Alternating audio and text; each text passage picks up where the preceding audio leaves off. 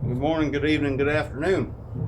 Somebody was asking me, if you don't want to weld these, they get a little nervous on these pressure tanks. You can come up with an adapter, and you can do it without. So I had this. I'm going to keep because it has pressure relief valve in case it hits up to a certain set point. You save the tank. My last tank became rusted because it didn't have a bung on the bottom to drain the water out. I can flip it upside down, but you got to make sure you get it done. So I took the black pipe, went down hardware, got the pipe here. This threads in.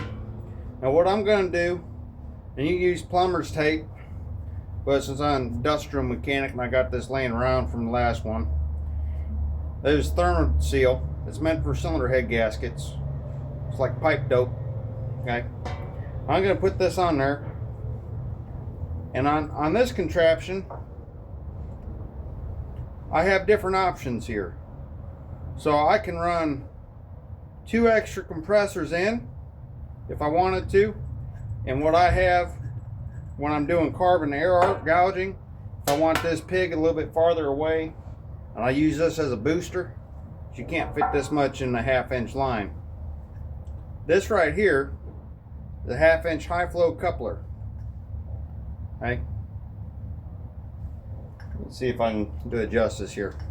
Normally most of your mechanic shops will run these little 1/4 inch.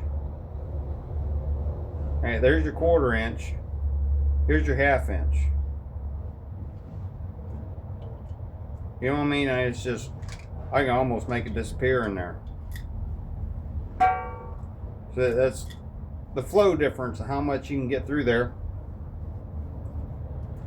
So when I want to do carbon air arc gouging and I need more air going through, bigger demand to fill this tank back up, I run my 1/2 inch line in here.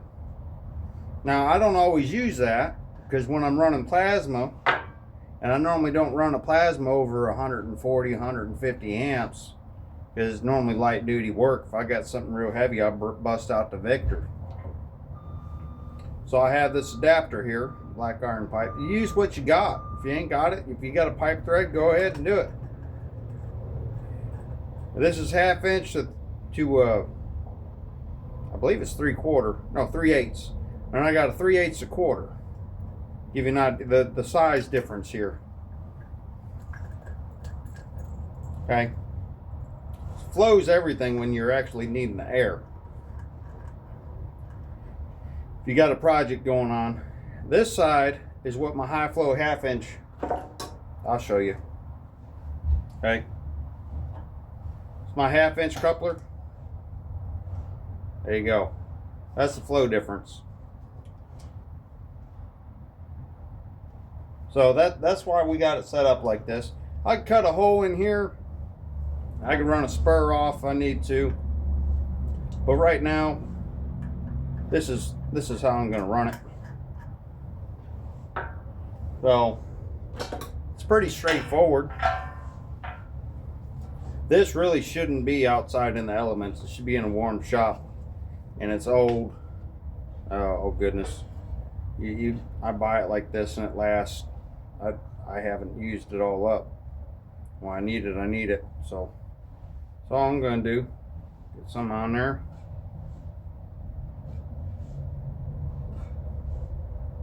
That's it. Now I got my pipe dope on there. I'll get her started. I got a little pipe wrench over here. See how far we can. I didn't grab everything apparently.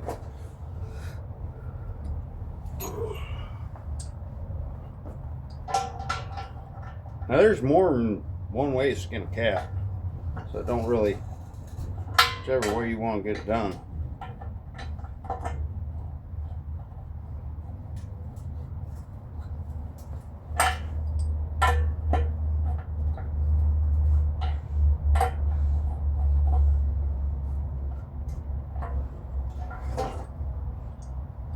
Pardon, now, and I have a big workbench out right now. The camera's on it, so I'm using that handy little tripod stand. I don't even remember what brand it is. Now, I could put it on the outside or I could put it on the inside threads here. And if there's one thing that's annoying, is listening to a leaky line. Starts hissing. If you know, you know, right? So I can put a little bit on here. I don't want to put too much, because I don't want it getting inside everything.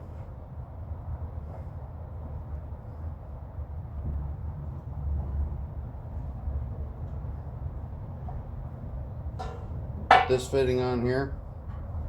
Now this is just a 4-way, 1/2 inch. I got the receipt here if somebody wants to know the part number, but it's pretty common to find something like this.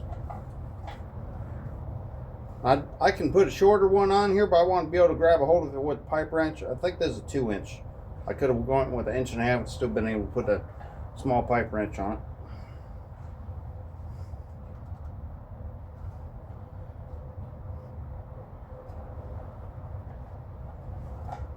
Now I'd like to have one going over to the tank, because there's not a lot of weight on the bottom of this. So I'm going to have this one facing towards the camera over here.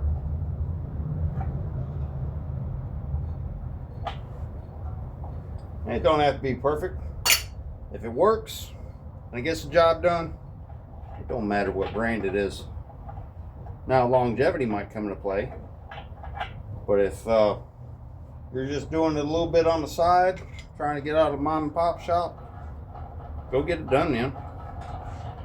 If you could even land 2 or 3 jobs of side work and be aggressive with your investing, invest back into better tools. So if you decide you want to do this long term, pay somebody else to do this. Don't even build it yourself. Just,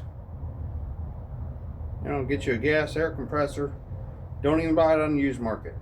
I mean, I can find them all day long on the used market for $300. Sometimes somebody's in a hard pinch, they need it. Some pipe dope on there. Put this reducer on there. Hey. I do go shopping for them every now and then, just see how the market's going.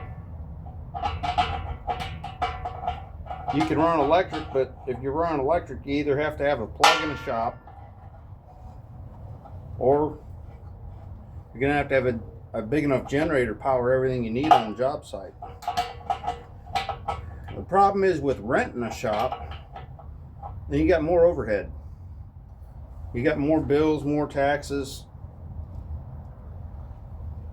So if you're starting out with mobile, heck, even if you had a little 1/4 ton pickup truck, if you had a station wagon, you could throw a little welder generator in the back, air compressor.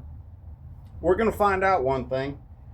I've heard a lot of controversy on it, yay and nay and all sorts of different things. Well, I'm going to put this one over here.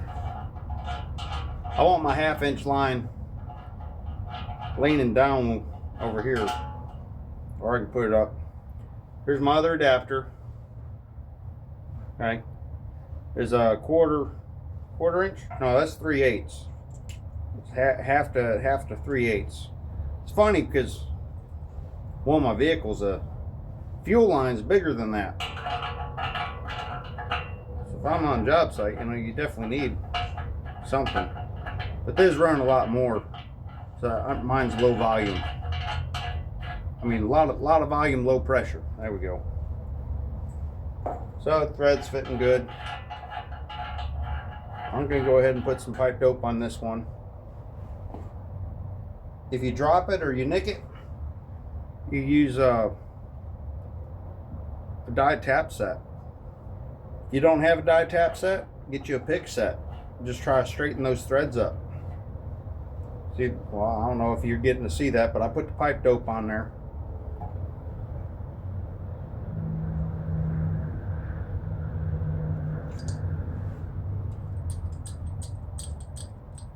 You ain't got a lot of tools? Knock on your neighbor's door. See if they got something you can buy from them. Maybe they'll let you borrow it. Talk to your elders.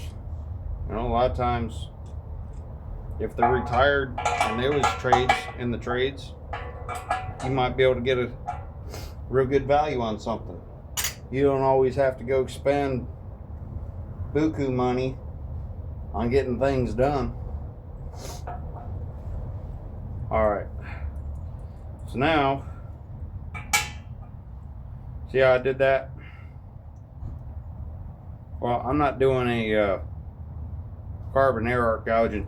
What I've got going on, I got a little bit of plasma cutting I'm gonna have to do that I'd like to get done. Here's the other one. See? There's female going on a male. Get out the pipe dope again. I mean, I don't go plumb crazy with it, but it's like a leaky exhaust, man. I can't stand it. You hear it popping a little bit, sounds maybe chasing it down. It's under the hood. That sounds like a turd biscuit. I do not like a leaky exhaust. I don't like my air lines leaking. I definitely don't want no brake line leaking. So, put it on there. Alright. See, it's snug. It's not done yet. But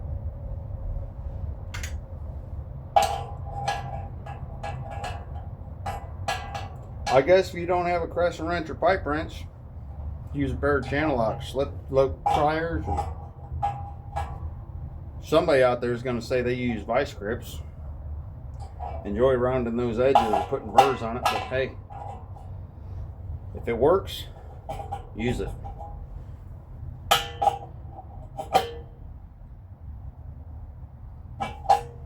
Alright, that's Guten tight right there. That's German tight, Guten tight. Alright, so this fitting I'm going to put over here on this back side of this T. I got some left over here.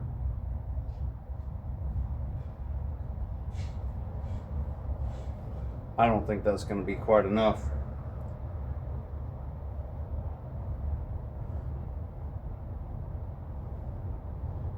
Now, I do have gloves. Yeah, I'm not prepared. I didn't put no gloves on. Dish soap. Take that off there.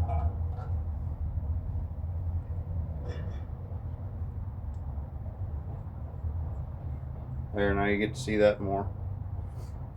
Now this one is going to thread right into this 4-way T. Well, I guess it's 4-way. It's not T. T is a T.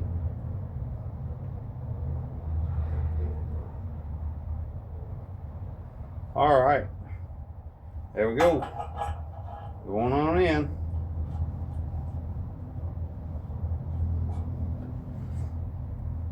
I mean, heck, I could put this 1/2 inch up top if I wanted to. But then, if I overpressurize this tank and the settings are wrong, I ain't got nowhere to go. It's going to find the weakest spot. I think my air lines are rated to 300 psi. This tank new was rated to 125. It might be conservative, but I really don't want to chance it. And if I want to put air, got a shop truck, air is still low, I still have the attachment for this. I can use this little pig right here to shoot some air into a trailer tire, company truck tire, dually tire. I mean, 125 pounds, 11 gallons. That'll still get something going there. Get you off side of the road. Get you off job site. 1 is none, 2 is some, and 3 is 1.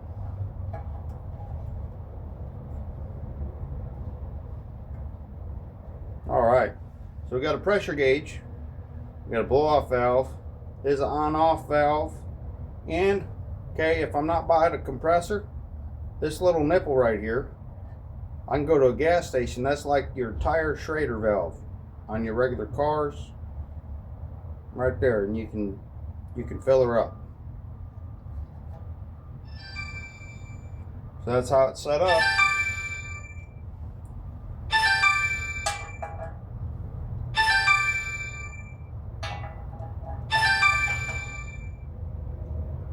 Now, I don't know if that's going to come through or if y'all can hear that, but I had an incoming call.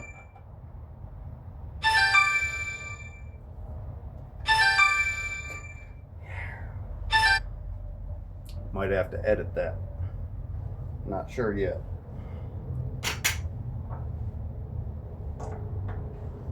But yeah, I got my portable pig here. It's my booster / portable plasma. I can cut about 2-3 minutes with just this hooked up. Alright. So these I can take out, and if I want to, carbon air arc, which is what I'd use as 1/2-inch heavy duties for, I can swap these out and increase flow. I mean, you can see the difference there on the size. The amount of airflow that you can get through one of these is it's worth it in my book. All right, well, enough jaw jacking. I'll see y'all on the flip side.